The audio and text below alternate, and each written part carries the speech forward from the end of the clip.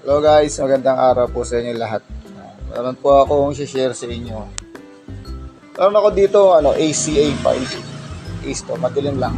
ACA5. O natin yung ilaw. Yan. ACA5 yan. Ang problema niya, naka-protect yung isang channel. So, pinakras ko yung yung board. Ito na siya. Ngayon okay na siya, hindi ko lang na-assemble. So, ang naging problema, yung board kasi, yung mga board natin, ganyan ang forma pa. So, yan. Yung board nung Ace CA5, ganyan ang forma. Ganyan ang forma niya. Ngayon, kung mapapansin nyo, yung kanyang fan, yan, yung kanyang fan ng ACA5. Ewan ko kung napansin nyo rin. Ilang beses na kami nakapag-repair nito. Ito. Yung ACA5 na fan, ang sistema niya, ang pasok ng hangin, papunta sa loob, hindi palabas. So, yung ibang power amp kasi, ang buga ng hangin yan, papunta sa likod. So, itong ACA5, papasok sa loob. So, ang tendency, lahat ng mahihigop niya, ipapasok na sa loob. So, ito yung likod niya.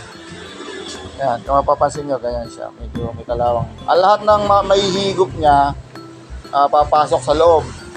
Ngayon, ang nangyari dito sa ACA5 na to, so, siguro na-set up sa umuulan. So, umuulan. Hindi natin maiwasan, biglang umulan, naka-set up. So, yung tubig, yung moist, siyempre nakaharap sa inyo yung mukha nito para ma-operate nyo. Yung moist, hihigupin papunta sa loob. Kahit na konting moist lang yan, kahit na tubig na anggi lang. So, ang nangyayari, yan. So, yung forma ng board na to, nandito, nakatagilid. So, ito ang nangyayari sa kanya. Nakita niyo yan, yung umido na yan. Yan, yung umido. Yung umido, siyempre hindi naman i-epekto kaagad. So, pag natuyo yung tubig ulan, maalat yun. Nang mangyayari, mag-uumido. So, ito yung nangyari sa kanya.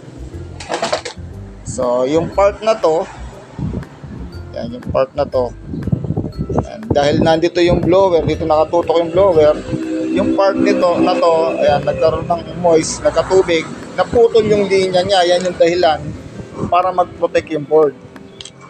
So, double-sided to. So, ang nangyari, yan, meron siyang jumper wire dito para maiduktong yung naputol na linya.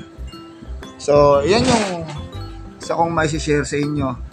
So, gagawin ko dito ngayon, babaliktarin ko yung kabit ng fan para yung hangin papunta sa likod, yung higop ng hangin dito sa harap. So, yan. And guys, may na-share na naman ako sa inyo. Sana makatulong po sa inyo. ACA5. So, na-assemble ko na siya. At the same time, nabaliktad ko na din yung blower. Madilim. Makita. Ito kita. Yan. Yung hangin, papunta doon sa likod. Ganun din sa kabila. Ayan siya, buo na siya guys. Yun lang ang concern dito sa CA5 na to. Yung blower niya nakapasok sa loob, nakabaligtad. So yung hangin pumapasok sa likod, napupunta sa loob ng amplifier nyo. Ito buo na. Testing natin. On. So nung bagong kuha natin yan, nakaklip yung isang channel. So ito siya ngayon, buo na.